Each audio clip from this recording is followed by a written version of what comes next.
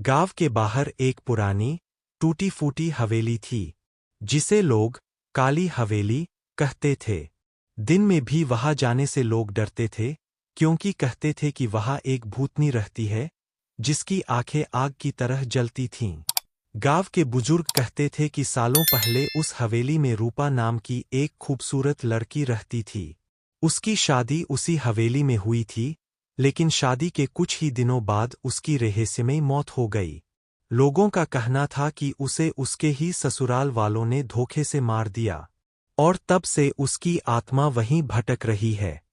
रात का डरावना सफर।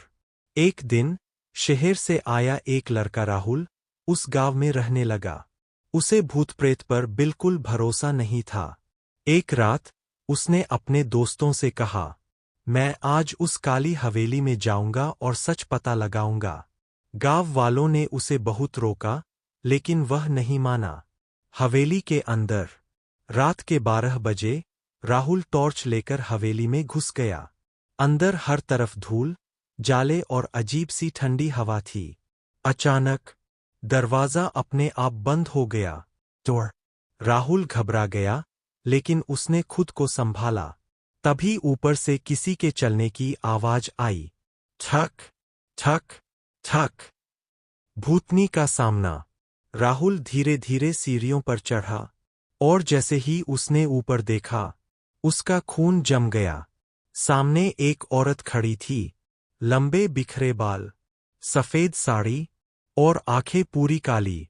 उसने धीरे से कहा, तुम यहां क्यों आए हो? राहुल डर के मारे कांपने लगा। मैं बस सच जानना चाहता हूं। भयानक सच।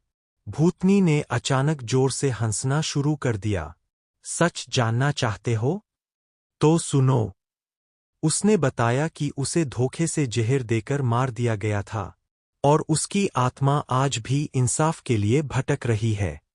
फिर उसने राहुल की ओर देखा और बोली, अब तुम भी यही रहोगे, हमेशा के लिए? डर का अंत या शुरुआत? अचानक हवेली की सारी लाइट्स बुझ गईं, और राहुल की चीख पूरे गांव में गूंज उठी। अगली सुबह गांव वाले हवेली पहुंचे। अंदर उन्हें राहुल का मोबाइल मिला, लेकिन राहुल कहीं नहीं था। आज भी लोग कहते हैं कि रात के समय काली हवेली से 2 आवाजें आती है, एक लड़की की और एक लड़के की, और अगर कोई वहां जाता है तो वो कभी वापस नहीं आता।